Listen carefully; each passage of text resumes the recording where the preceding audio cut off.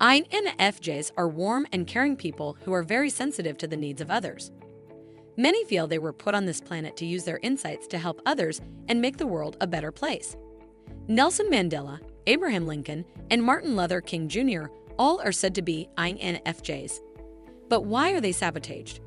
The reasons behind this are discussed in this video, so stay till the end and let's know more about it. People make INFJ their competitors. Unfortunately, people who struggle to build a good reputation or achieve their own goals will rationalize their mistakes by dragging others to their level. They justify their incompetence and lack of skills by considering the weaknesses of others. And because most people compare themselves to their idealized image, who happens to be an INFJ, they tend to underestimate the INFJ's achievements to make more room for themselves. But because the INFJ won't let that happen, people desperately begin to rationalize their unhappiness for them. Therefore, they are tempted to lower themselves to the lowest level and sabotage the INFJ's career. Emotional sabotage. INFJs value the emotional connection and depth of our close relationships. They naturally invest a lot of energy into maintaining intimacy with their partners and those close to them, so they can struggle to navigate the relationship if they don't get the same effort in return.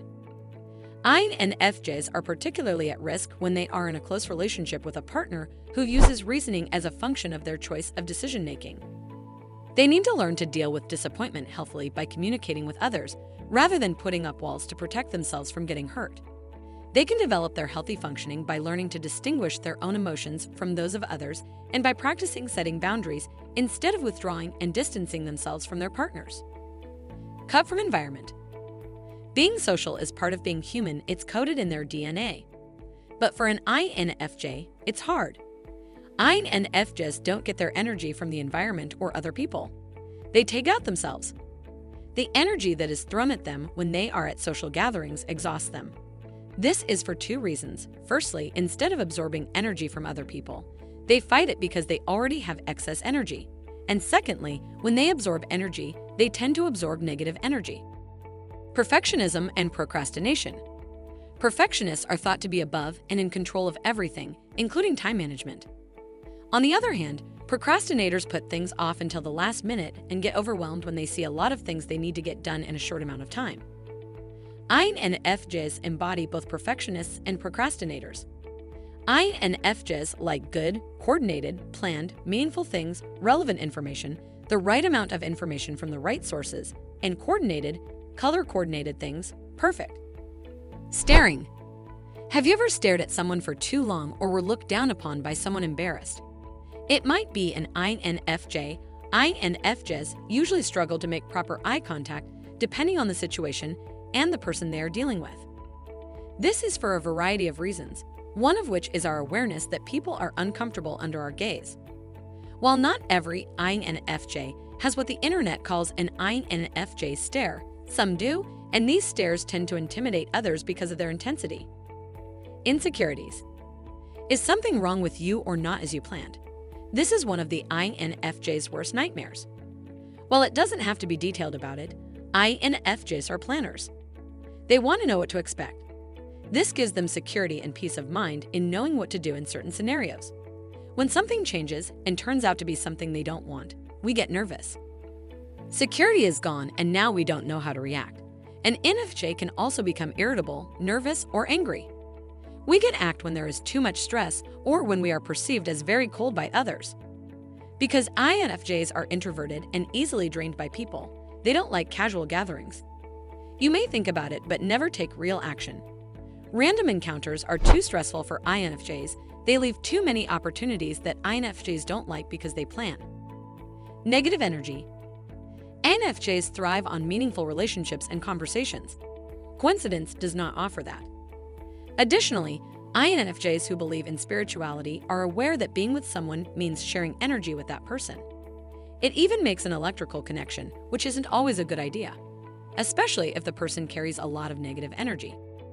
Are you always aware of how you feel? INFJs sometimes don't. Because they are primarily concerned with the feelings of others, they tend to suppress or ignore their feelings. Sometimes this helps numb their emotions until they finally collapse. Other times it will result in not knowing how to help themselves because they don't know how they feel. It can also cause them to ignore their feelings until they develop mental illnesses such as anxiety, preventing them from fully opening up with others and forming meaningful relationships because they are unable to communicate their true feelings. Unable to describe their feelings. INFJs mostly live in their world. You have a unique and impressive idea. They project these ideas in their heads and even rehearse what they will say to people when presenting the idea. They find it difficult to describe these feelings because feelings and emotions are usually the most difficult to describe. After all, no words can accurately capture their essence. They also tie themselves up out of fear, thinking people won't understand what they're saying. Or they are afraid that people will question them, their ideas, and their projects, or take action against them just because they are annoying. INFJs are known to be kind and sweet, but they can break under pressure. Comparing with INFJ. Unfortunately, people who struggle to build a good reputation or achieve their own goals will rationalize their mistakes by dragging others to their level. They justify their incompetence and lack of skills by considering the weaknesses of others. And because most people compare themselves to their idealized image, who happens to be an INFJ, they tend to underestimate the INFJ's achievements to make more room for themselves. But because the INFJ won't let that happen, people desperately begin to rationalize their unhappiness for them.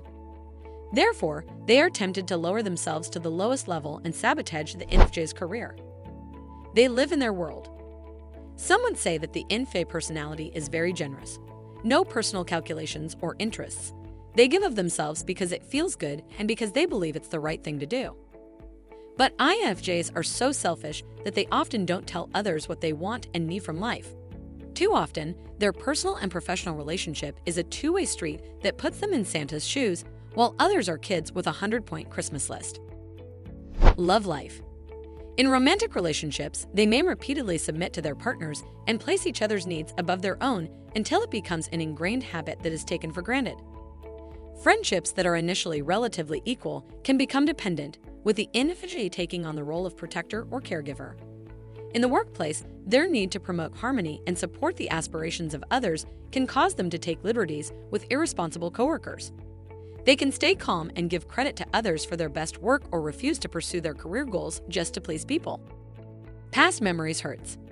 Getting stuck in memories and scenarios doesn't necessarily mean a walk in the park for an INFJ, although it can. But INFJs are more likely to think about bad or embarrassing things that happened to them.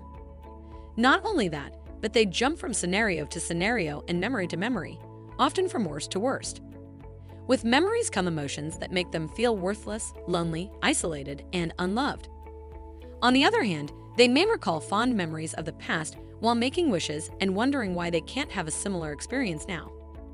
It evokes nostalgia in them that they often feel a painful pain or longing in their chest. Spontaneity. INFJs tend to avoid spontaneity at all costs. This is mainly because we don't feel safe or secure about what is about to happen. The future can be scarier for them because of all the things that could happen. Not knowing what the future holds, they are not sure if they are prepared for the events that may occur. What if they don't? How will they handle it? It doesn't matter whether future events are positive or negative. They feel unprepared for both. INFJs are surrounded by supportive and envious people.